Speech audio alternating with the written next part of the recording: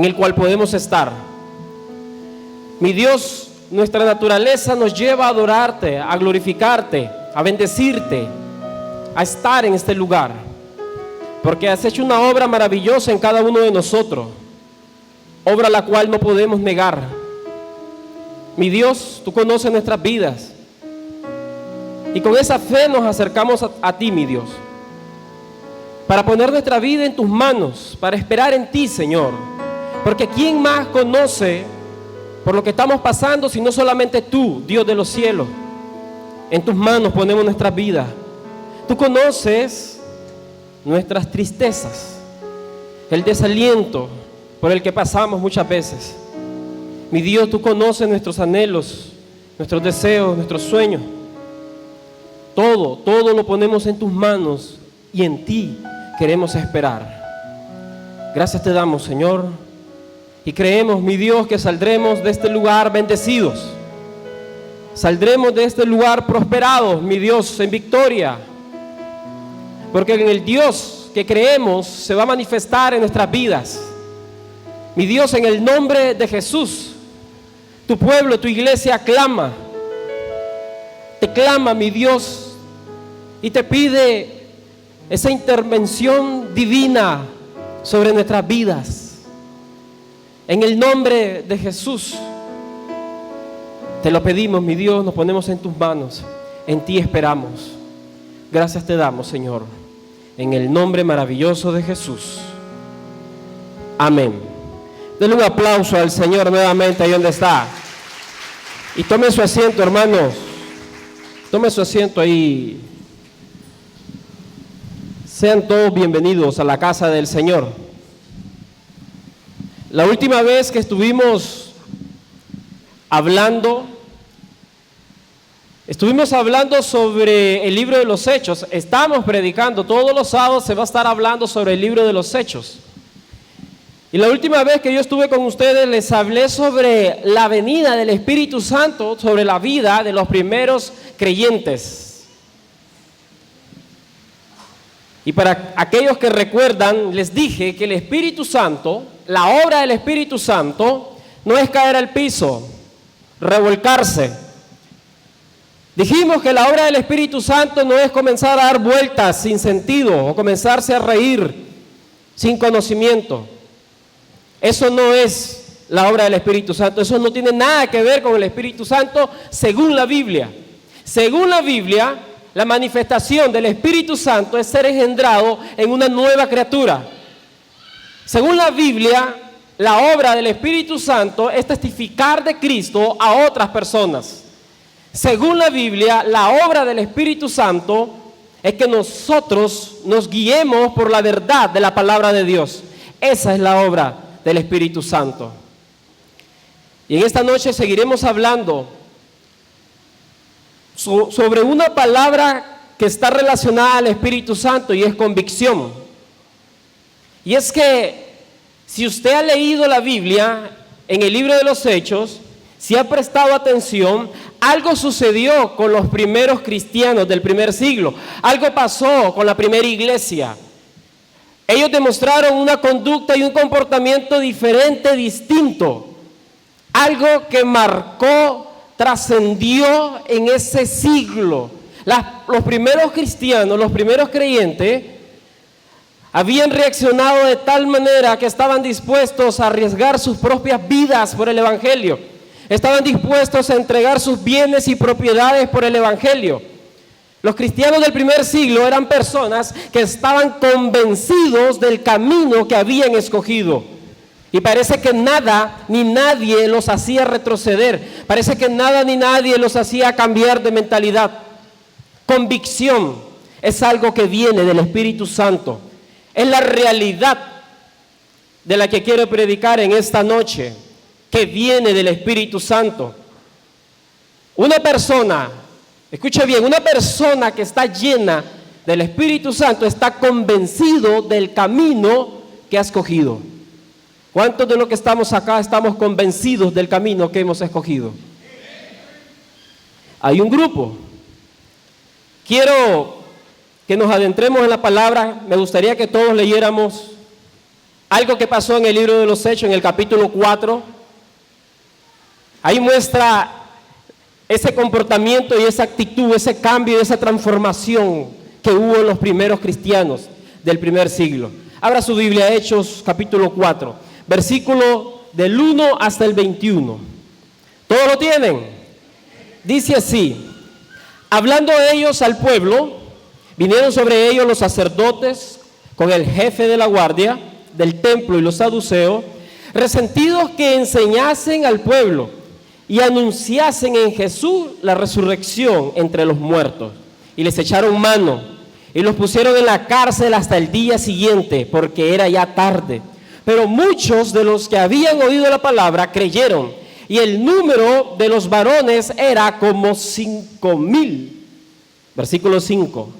Aconteció al día siguiente que se reunieron en Jerusalén los gobernantes, los ancianos y los escribas, y el sumo sacerdote Anás y Caifás y Juan y Alejandro, y todos los que eran de la familia de los sumos sacerdotes. Poniéndolos en medio, les preguntaron: ¿con qué potestad o en qué nombre habéis hecho vosotros esto? Entonces Pedro, lleno del Espíritu Santo, les dijo: gobernantes del pueblo y ancianos de Israel, puesto que hoy se nos interroga acerca del beneficio hecho a un hombre enfermo, de qué manera éste haya sido sanado, sea notorio a todos vosotros y a todo el pueblo de Israel que en el nombre de Jesucristo de Nazaret, a quien ustedes crucificaron y a quien Dios resucitó de entre los muertos, por él este hombre está en vuestra presencia sano. Este Jesús es la piedra reprobada por vosotros los edificadores, la cual ha venido a ser cabeza del ángulo. Y en ningún otro hay salvación, porque no hay otro nombre bajo el cielo dado a los hombres en el cual podamos ser salvos. Entonces, viendo el denuedo de Pedro y de Juan, y sabiendo que eran hombres sin letras y del vulgo, se maravillaban y les reconocían que habían estado con Jesús. Y viendo al hombre que había sido sanado, que estaba en pie con ellos, no podían decir nada en contra. Entonces les ordenaron que saliesen del concilio y conferenciaban entre sí diciendo: ¿qué haremos con estos hombres? Porque de cierto señal manifiesta ha sido hecha por ellos, notoria a todos los que moran en Jerusalén, y no lo podemos negar. Sin embargo, para que no se divulgue más entre el pueblo, amenacémosles, para que no hablen de aquí en adelante a hombre alguno en este nombre. Y llamándoles, les intimaron que en ninguna manera hablasen ni enseñasen en el nombre de Jesús.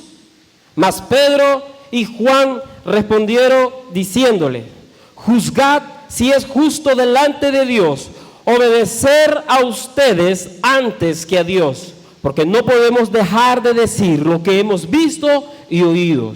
Ellos entonces les amenazaron y les soltaron, no hallando ningún modo de castigarle por causa del pueblo, porque todos glorificaban a Dios por lo que se había hecho. Realmente los discípulos hicieron cosas que estaban prohibidas hacer. Actuaron de una manera que los hacía sujetos a castigos, a pena. En ese contexto, no cualquiera podía reunir al pueblo para dirigir un mensaje. Eso estaba en peligro con los romanos. Cualquier tumulto de personas reunidas, los romanos podían tomarlo como un alzamiento, como una rebeldía del pueblo. Tampoco podían enseñar algo diferente a lo que ya estaba establecido por la ley, porque iban a tener problemas con las autoridades religiosas. Nadie podía enseñar algo diferente. Pedro y Juan sabían esto. Ellos sabían que al dirigirse a todo el pueblo, a una gran multitud, ellos estaban haciendo sujetos a pena, a castigo, a sentencia de algo. Pedro y Juan lo sabían. Sin embargo, llama la atención que a pesar que ellos sabían esto, a pesar del riesgo que ellos sabían que estaban corriendo, ellos no se detuvieron de hablarle a todo el pueblo las buenas nuevas del Evangelio. Le hablaron a una multitud de más de 5,000 personas. Pedro y Juan más bien se pusieron a señalar y acusar a aquellos que los estaban juzgando. Pedro y Juan le dijeron a los ancianos, a los escribas, a los fariseos: ustedes han rechazado la piedra del ángulo, la piedra más importante del edificio, a Jesucristo. Pedro y Juan le señalaron a ellos, los responsabilizaron por ser los que habían crucificado al Salvador. Debido a esto, las autoridades tomaron a Pedro y a Juan y los metieron en la cárcel ese día, hasta la mañana siguiente. ¡Qué convicción! A pesar de el peligro que ellos sabían al que se estaban exponiendo. Le hago una pregunta: ¿qué tan seguro estamos nosotros de arriesgarnos por la causa de Cristo? ¿Se ha hecho esa pregunta alguna vez? ¿Qué tan seguro está usted de arriesgar, de exponerse usted por la causa de Cristo? ¿Hasta dónde sería capaz usted de llegar? ¿Qué sucede a veces? Que nos limitamos para dar testimonio de Jesús a otras personas. Algunas personas no lo hacen por vanidad. Dicen: no es interesante hablar de Jesús. Y con el grupo que nos reunimos a veces, no podemos llevarle ese tipo de mensaje porque ese mensaje saca de onda a la gente. Y no hablamos de Jesús porque Él es demasiado preparado. Porque mis amigos hablan de otra cosa, pero menos de Dios. Y por eso nos limitamos y no hablamos. Tenemos miedo que alguien nos señale y nos diga: qué aburrido, qué anticuado, qué religioso. Ahí viene el aleluya. Nos limitamos a hablar de Jesús porque tenemos miedo de las personas. Hay gente que no le gusta entrar en controversia. Hay gente que puede tener la oportunidad de testificar de Jesús a otra persona, pero no lo hace. No lo hace porque sabe que va a tener que confrontar con otra persona, sabe que va a tener que discutir, y él no quiere meterse a ese rollo. Me recuerdo un versículo que Jesús dijo: todo aquel que me niegue delante de los hombres, yo le negaré delante de mi Padre y de los ángeles en aquel día. Recuerdo en una ocasión cuando estaba en la universidad, y el profesor entró a la sección y lo primero que dijo es: ¿hay algún cristiano en la sección? ¿Hay algún evangélico en todo el grupo? Nadie decía nada. El profesor había estado desacreditando el concepto del matrimonio. Tenía fama de contradecir los mandamientos de Dios. Y él hacía la pregunta reiterada vez, decía: ¿hay algún cristiano en esta sala, en este salón? Yo levanté la mano y le dije: yo soy cristiano. Y déjeme decirle algo: el hecho que a usted no le haya funcionado el matrimonio no quiere decir que el matrimonio no resulte o sea una mala idea.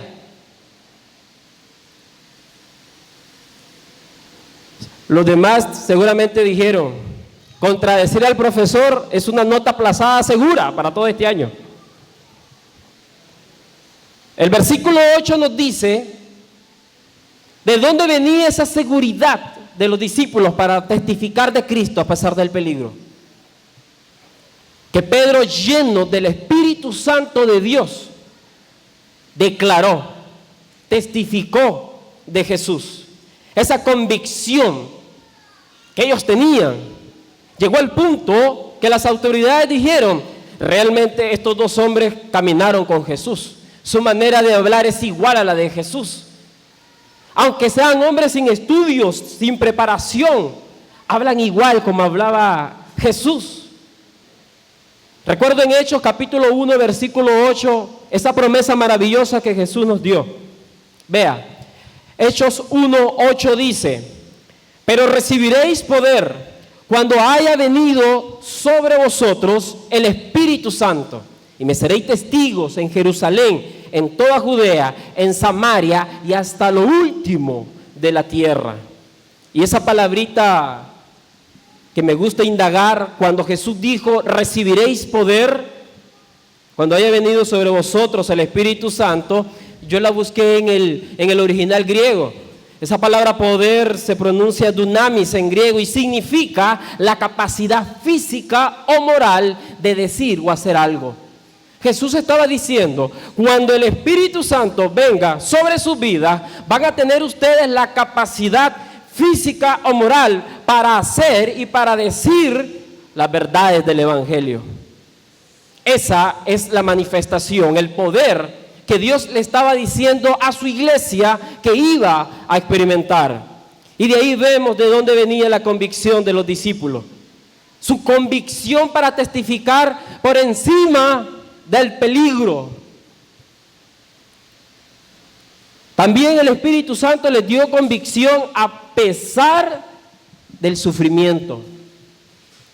Los discípulos habían sido apresados, habían sido encarcelados, habían sido cuestionados grandemente.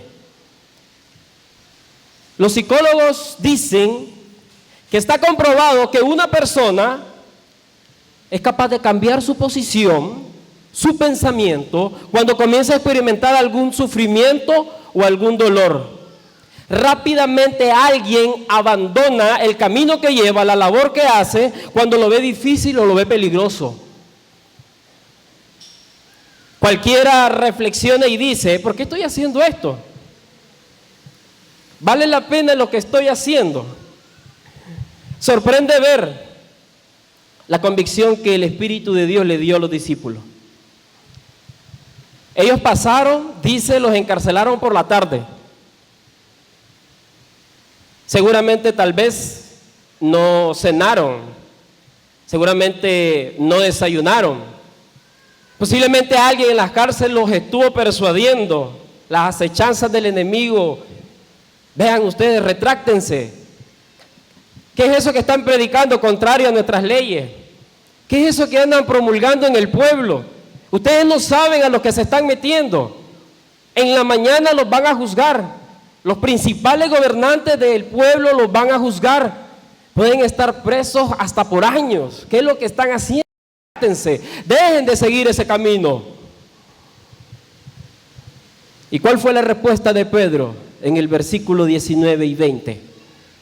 Pedro y Juan respondieron y dijeron, juzguen ustedes, le dijo, si es justo delante de Dios obedecerlos a ustedes antes que a Dios, porque no podemos dejar de decir lo que hemos visto y lo que hemos oído. Esa convicción. Ellos prácticamente estaban diciendo, seguiremos haciendo aquello por lo cual nos metieron en la cárcel. Lo seguiremos haciendo, no nos detendremos. ¿Qué clase de convicción hay en nosotros como cristianos? La palabra convicción en el diccionario dice que es seguridad, certeza de lo que uno ha decidido tomar, hacer o pensar. Convicción es la seguridad de lo que estamos haciendo, plenamente seguro. Pero hoy en día hay personas que se apartan, que niegan su fe cuando comienzan a experimentar algún tipo de sufrimiento, cuando comienzan a tener algún tipo de dificultad en su casa, en su trabajo. Algunos se apartan de la fe cuando comienzan a tener algunas pruebas o tentaciones. Algunos se apartan cuando comienzan a experimentar algún tipo de incomodidad. Parece que algunos de nosotros estamos convencidos de lo que estamos haciendo, de lo que estamos siguiendo, mientras no haya algún obstáculo en nuestra vida, mientras no tengamos algún problema. ¿No lo hemos escuchado acaso alguna vez? Si alguien no llegó a la iglesia, es que mi marido desde que comencé a ir a la iglesia ahora se ha puesto en contra, le molesta. Es que mi mamá desde que estoy yendo a la iglesia, ella me pone oposición. Ahora que estoy yendo a la iglesia tengo más tentaciones. Entonces dejamos de ser fieles cuando las cosas marchan mal. Eso no es convicción, eso no viene del Espíritu de Dios. No solo podremos nosotros ser firmes cuando todo nos va bien, aún nos vaya mal. Y usted sabe si lo ha experimentado, aún si nos va mal. Pablo nos enseña esto, ¿sabe? En Hechos capítulo 20, versículo del 22 al 24, Pablo, esa es la convicción. De todas las frases de Pablo, recuerdo una que dijo: yo sé en quién he creído, camino siguiendo al invisible, decía Pablo. Y en Hechos 20, del 22 al 24 dice: ahora he aquí, ligado yo en espíritu voy a Jerusalén, sin saber lo que allá me ha de acontecer, salvo que el Espíritu Santo por todas las ciudades me da testimonio, diciendo que me esperan prisiones y tribulaciones. Mira el versículo 24. Pero de ninguna cosa hago caso, ni estimo preciosa mi vida para mí mismo, con tal que acabe mi carrera con gozo y el ministerio que recibí del Señor Jesús, para dar testimonio del Evangelio de la gracia de Dios. Él estaba diciendo: lo que me espere en Jerusalén, sea cárcel, sea la muerte, yo iré, cumpliré y lo haré. ¿Sabe? Le decía que eso es lo que sorprende del Evangelio. Mucha gente critica hoy en día y dice que las religiones generalmente, o el cristianismo, es una emoción de las personas, es algo que las personas se han inventado, es algo que las personas se han ideado. Eso no existe. ¿Cómo es posible? Una persona pensante no va a estar siempre. O sea, creen que alguien puede estar en los caminos de Dios y después se va. Sin embargo, eso fue lo que marcó la diferencia en el primer siglo. ¿Ha leído usted la historia secular? Los cristianos del primer siglo estaban dispuestos a dar sus vidas. Solo les pedían una cosa: que renegaran de Jesús. Eso es todo. Que negaran el señorío de Jesús. Y con solo el hecho de negar a Jesús, los ponían en libertad, les perdonaban la vida, les devolvían sus propiedades. Lea la historia secular. ¿Qué cree que pasó con los cristianos del primer siglo? Prefirieron morir, y no morir rápidamente. Eran arrojados a las fieras, eran quemados vivos, les quitaban sus propiedades, pero no renegaban de Jesús, no se retraían. Eso sorprendía a la gente incrédula, a la gente del mundo. Eso es lo que los impresionaba, la convicción que tenía el cristiano. Eso es lo que debería de hacer cambiar la mentalidad de la gente del mundo, nuestra convicción en lo que hemos creído, la seguridad que tenemos, la fe que profesamos. El problema es que muchos de nosotros no tenemos eso que viene del Espíritu, esa convicción, y estamos viviendo doble vida. Si algo queremos desarraigar nosotros acá en la iglesia Cuerpo de Cristo, algo que se está metiendo en las iglesias, es que la gente tenga una fe basada en las emociones. Ya ves que mucha gente tiene su fe basada en las emociones. Sí, porque los emociona un predicador que les hable lo que ellos desean o quieren, o porque usa un tono. Dicen que no todos somos predicadores por el tono que usamos, porque el verdadero predicador predica: hermano, en esta hora en el nombre de Jesús, ¡ah! Y la gente: ¡qué bárbaro! Por eso voy a la iglesia, porque quiero que la piel se me ponga de gallina. Hermano, nuestra fe, nuestra seguridad, el camino que nosotros profesamos debe estar basado, cimentado en lo que la palabra de Dios dice. Y eso fue lo que marcó la diferencia de la iglesia del primer siglo. El Espíritu Santo le dio a las personas convicción con la palabra de Dios. Leyó después: cuando Pedro y Juan fueron puestos en libertad, ellos fueron y hablaron con los suyos.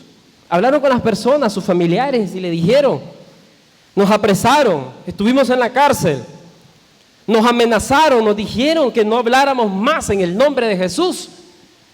Y dice que ellos En vez de ponerse miedosos, atemorizados, en vez de pedir una oración y decirle a Dios, Señor, vamos a tener que cesar de predicar, vamos a apartarnos de esto porque la cosa viene dura y viene difícil. Dice que lo que la gente pidió, más bien fue que Dios les concediera el denuedo de la palabra de Dios, que les permitiera tener denuedo para hablar la palabra de Dios. Denuedo significa darse a conocer abiertamente, claramente, confiadamente, hablar con certeza. Ellos decían, no vieron el peligro, no vieron las limitaciones, no vieron los problemas. Ellos más bien le pidieron a Dios que les diera seguridad para poder hablar y testificar de Jesús. Que les diera seguridad a pesar de las dificultades o los problemas, que pudieran ellos testificar de Jesús. Yo no sé por qué muchos de nosotros hemos perdido el compromiso con la palabra de Dios. Lo hemos perdido.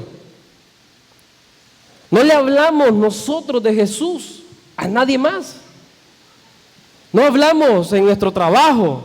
No aprovechamos esa oportunidad en el trabajo, en la escuela, en los vecinos. Todo eso lo hemos perdido. ¿Cuántas personas, sabe usted, necesitan que le hablen con franqueza de la palabra de Dios? ¿Sabe usted cuántas personas necesitan que las verdades del Evangelio lleguen a su vida? El deseo de Dios es que nosotros hablemos abiertamente y claramente la palabra de Dios con las personas. Porque si es como la Biblia lo dice, el mundo está en tinieblas y la luz es la palabra de Dios. El hombre camina y no sabe para dónde va, pero la palabra de Dios es lumbrera en nuestro camino. Y esa es la parte donde yo creo que el enemigo no se preocupa porque alguien venga a la iglesia, siempre y cuando esté calladito. No se preocupe que cargue la Biblia, porque nunca le va a hablar a nadie de Jesús. No hay problema que nunca falte a su célula, porque él donde sea que está habla de todo menos de Jesús. No hay problema. Entonces el enemigo dice, aunque se reúnan, aunque hagan todo, no importa. Dice la Biblia que Pedro y Juan trastornaban al pueblo con las palabras de Jesús. Trastornaban significa que ellos a diestra y siniestra hablaban de Jesús a todas las personas, sin ningún temor, sin ninguna reserva. ¿Quién tiene esta inserción en sus oraciones? Le pedimos de todo a Dios en nuestras oraciones. ¿Quién le pide a Dios que su palabra esté en nuestra boca? ¿Quién le pide a Dios que le dé esa libertad para poder hablar con las personas? Versículos 29 y 31. Dice, y ahora, Señor, mira sus amenazas y concede a tu siervo que con todo denuedo hablen tu palabra, mientras extiendes tu mano para que se hagan sanidades y señales y prodigios mediante el nombre de tu santo Hijo Jesús. Versículo 31, cuando hubieron orado, el lugar en que estaban congregados tembló y todos fueron llenos del Espíritu Santo y hablaban con denuedo la palabra de Dios. No pidieron otra cosa. Y esa parte es la que cuesta entender un poco. Realmente alguien que anda en la senda del Espíritu está comprometido con la palabra de Dios. Hermano, esta es la obra personal que el Espíritu de Dios hace en nuestra vida. Si usted algún día quiere ver una evidencia de que Dios le ha cambiado y le ha transformado, lo va a ver con lo que el Espíritu de Dios hizo en su vida. Póngase a pensar por un momento, ¿quiénes éramos nosotros antes? ¿Cómo éramos antes? ¿Cómo éramos antes? Antes teníamos algún interés por la palabra. Antes tenía algún interés por venir siempre acá a la iglesia. Si Si algo es una evidencia poderosa de que Dios nos ha salvado, es cuando nos dio de su Espíritu. Es lo que hizo Dios en cada uno de nosotros, es hacer una nueva criatura. Una persona que habla diferente, una persona que actúa diferente, que piensa diferente, no se parece al hombre viejo, es otra persona. Yo me analizaba y me acordaba cuando no era cristiano. A mí no me gustaba leer la Biblia, esto era aburridísimo para mí. A mí no me hablaban de iglesia, eso era perder mi juventud. Yo quería estar en una fiesta, yo no quería estar acá. Yo hacía lo que a mí me parecía conforme a mis pensamientos. ¿Y qué pasó en un momento? ¿Qué pasó? O sea, me digo a mí mismo, ¿qué me pasó? ¿Cómo es que pasé a ser lo que yo recuerdo y lo que soy ahora? Y la gente dice, te lavaron el cerebro. Dicen, eso fue lo que pasó. Yo, no recuerdo que nadie me haya terapiado en nada. Un día alguien me invitó a la iglesia, ocupé una silla, alguien expuso un mensaje, y yo no sé, cuando yo salí yo no era igual. Yo me sentí otra persona. Esa es la obra que hace el Espíritu de Dios en nuestras vidas. Nos cambia y nos transforma en una nueva criatura. Una persona que habla diferente, que piensa diferente, que le gusta algo diferente, y todo eso tiene que ver con Dios. Tito 3:5. Mire qué interesante lo que estamos hablando.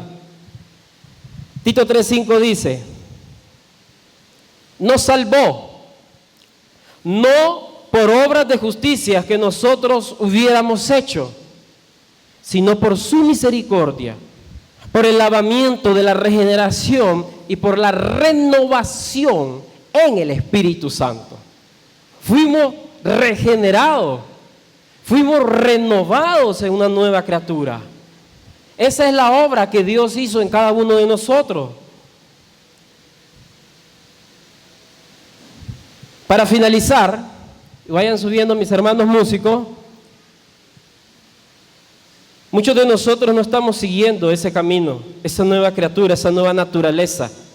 No estamos hablando de la palabra con otras personas, no nos estamos comportando como una nueva criatura. Y es que pueden haber dos razones. Escuche bien. Si usted viene a la iglesia, carga la Biblia, parece cristiano, pero no habla, ni piensa, ni actúa como cristiano, pueden haber dos razones. Escuche bien. La primera, que siendo un hijo de Dios, no vive según el Espíritu Santo, sino que anda en la carne. En la prédica antepasada dijimos que aunque hayamos sido sellados con el Espíritu de Dios, podemos andar en la carne. Pablo usa términos como entristecer el Espíritu, apagar el fuego del don del Espíritu en nosotros. Muchos, aunque venimos a la iglesia, cargamos la Biblia, parecemos cristianos, pero no nos comportamos como tal, es porque no andamos en el Espíritu de Dios, andamos en la carne. Y el que anda en la carne morirá, dice la Escritura. Y la segunda razón, si usted dice, yo vengo a la iglesia, yo cargo la Biblia, yo voy a célula, pero yo me veo igual, sigo pensando igual, todavía no me gusta esto, no sé, significa que usted no tiene el Espíritu de Dios. Significa que usted ha puesto de su empeño por buscar a Dios, pero todavía no ha sido un verdadero nacimiento. Y eso ocurre porque no nos hemos arrepentido todavía. Yo entendí algo del arrepentimiento, ¿sabe? Dice que es imposible que alguien se arrepienta si todavía ama el pecado. Ese es el problema con muchas personas que vienen a la iglesia, escuchan el mensaje, pero no reciben el Espíritu de Dios en su vida, porque aunque están diciendo que quieren cambiar, ya aman el pecado. Hable con alguien que es cristiano de mucho tiempo. La naturaleza del Espíritu Santo nos hace aborrecer el pecado. No lo practicamos por deporte. Vemos ahora lo que es malo. Créanme, Si usted me hubiera entrevistado hace 10 años, yo le hubiera dicho que tomarse una cervecita no es malo. No es malo. Pero ahora no sé, es inconcebible. Ya no lo veo igual. Dios ha hecho una obra en cada uno de nosotros. Dios quiere hacer una obra con cada uno de nosotros. En aquel día muchos dirán: Señor, en tu nombre hicimos muchas cosas. Y el Señor les dirá: no los conozco. Porque solo aquel que nace de nuevo y recibe el Espíritu Santo de Dios, ese es el que es inscrito en el libro de la vida. El que se halló inscrito en el libro de la vida, dice Apocalipsis, no vio la ira de Dios, sino que fue salvo. Póngase de pie, por favor, ahí donde está. Por favor, póngase de pie.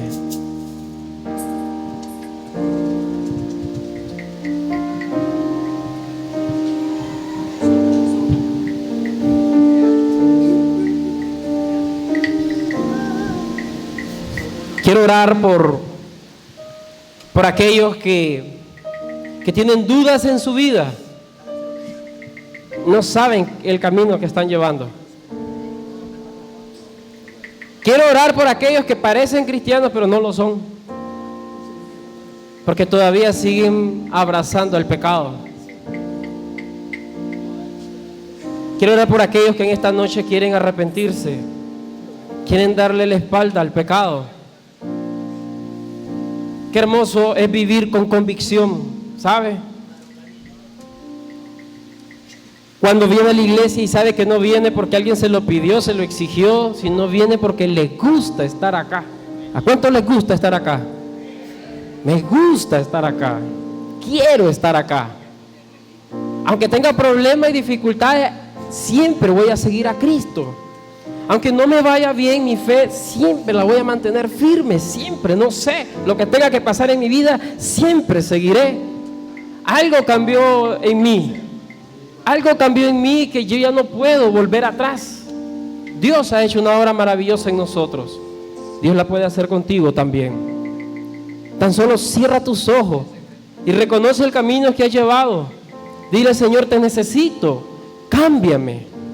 Mire lo último, le diré lo último. Usted sabe lo que es traer un invitado siempre, y tú estás orando: Señor, conviértelo.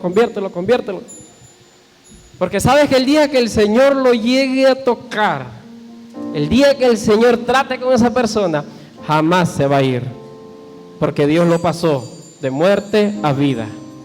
Señor, en esta hora, Padre, en el nombre de Jesús, un día hiciste una obra en nuestras vidas. Un día nos cambiaste y nos transformaste de lo que éramos antes. Hoy nosotros podemos decir que somos una nueva creación, que no somos perfectos en nuestros caminos, pero si algo sabemos es que te amamos.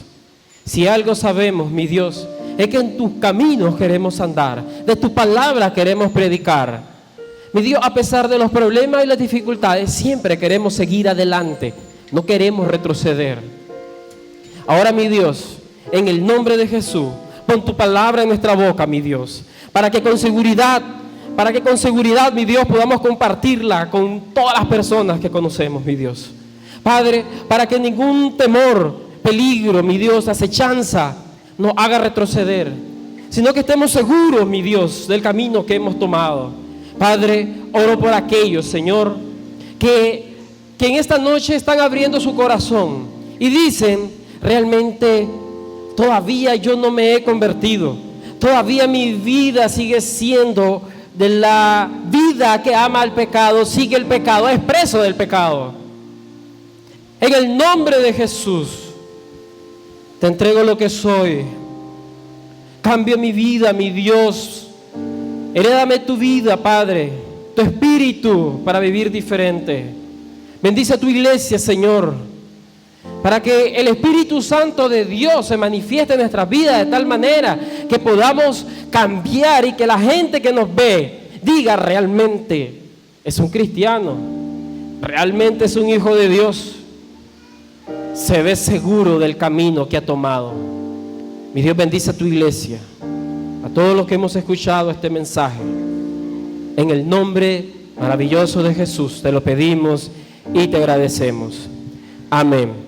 Denle un aplauso al Señor ahí donde está, déselo fuerte. Dios le bendiga.